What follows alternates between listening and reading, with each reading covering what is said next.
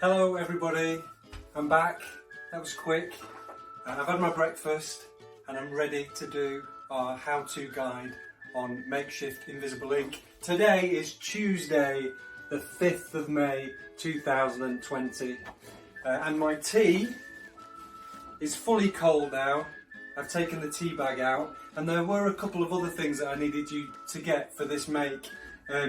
But you can pause the video and get them once you've seen. So if you've got an old candle or a white crayon, that's going to be really helpful. An old candle, an old birthday candle might work. It might make quite a good pencil. And some kind of paintbrush. It could be an art paintbrush or it could just be a household brush. Alright, I'm going to take all of this stuff into the other room and I'll see you in there to make some invisible ink. Okay, I am going to write on this piece of paper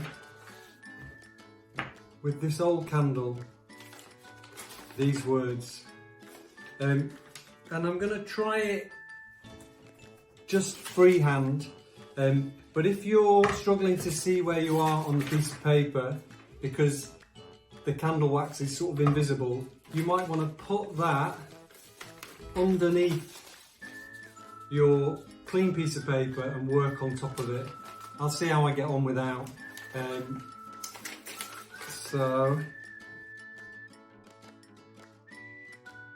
I know exactly how old this candle is actually, because this is the candle that was lit on the day that my wife Nikki and I got married, and it was lit by my grandma, who was called Margaret, and Nikki, my wife's grandma, who was also called Margaret, and they lit it from two smaller candles. And I remember the vicar, was he called a vicar? The man who married us. He sort of said, oh, you might want to take that candle after we were married because it might come in useful. And look, it did, 21 years later. So, you can't really see the writing there. It is invisible, but let me take, I'll take this big brush and I'm just going to dip it in my cold tea, like that. And, I don't know if you can see this, I'm going to run over the writing quite lightly.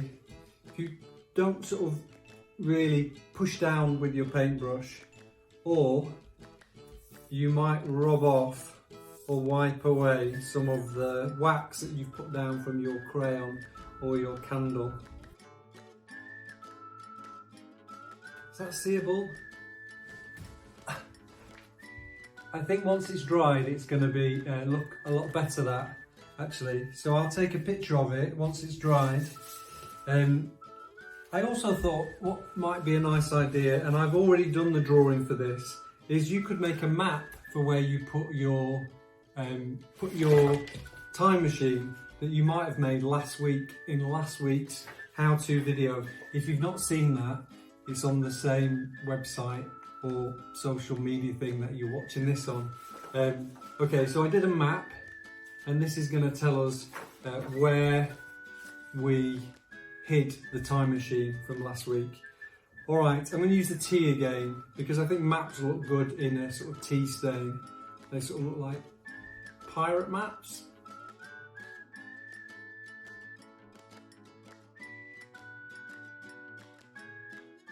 So this is top secret, but I think I told you on the video, I hid my time machine under the bed. So we'll have a look at that when it's dried as well. As well as tea, if you wanted to do something a bit more colourful, if you've got any watercolour paint in your house, then you could use that. You know, the little paint discs, usually circular discs, you could use those. And I've done another bit of writing actually. I don't have any watercolour paint discs in my house, but I discovered recently that my drawing pencils, if you put some water on them, they sort of work like watercolour paints. So what I've done is I've drawn some discs of pencil on there, and I'm going to use this brush, I think, and I'm just going to wet the paint and put it across these words. So secret words at the moment. Again, we might need to speed this bit up.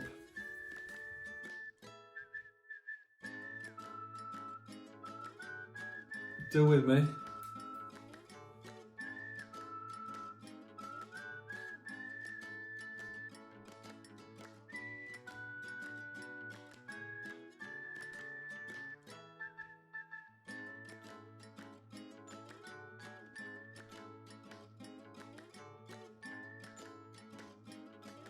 So I've done a little bit of writing there, and again I'll show you that when it's dry.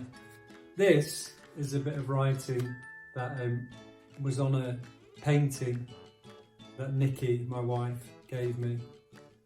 Oh, actually there's another thing that I wanted to show you, if you've stuck with the video so far, and that is about real invisible ink. And this is actually real invisible ink I put in a fountain pen, and it becomes visible under blue light or black light, which is ultraviolet light. I don't know how it works, but on official documents like a passport or something like that, something magic happens. Even on a £5 note. I've not got a £5 note to show you. I haven't got any money because I've not been to the cash machine for about 8 weeks. But there's invisible markings that when you shine it under UV light, they become visible. So I'm going to magically rewind. Oh, hi. I'm back last night. So I've done the video, but there was one thing I wanted to show you about invisible ink. And this is invisible ink on an old passport. And I didn't realise that they did this, but it's quite cool. So I'm just going to turn it to ultraviolet torch. And these pages normally are quite sort of just blank, you'll see. You know, there's a little picture but nothing really. But then, when I switch it to UV, on every page there's something really beautiful. Picture of some wildlife. This is an old passport. Not that I need my passport at the moment. I'm not going anywhere. So yeah, when they're looking at passports, at passport control with special light, I guess this is to make sure that they're not forgeries. I hope you've enjoyed this video. I'm going to make another one next week. I don't know what that's going to be about. I'll have a good think. So thank you for joining me. I hope your invisible ink experiments go well. Do post some pictures if what you do is fun, or you like the pictures that you make with your crayons or your candles. And that's it from me. So good luck with it. Bye.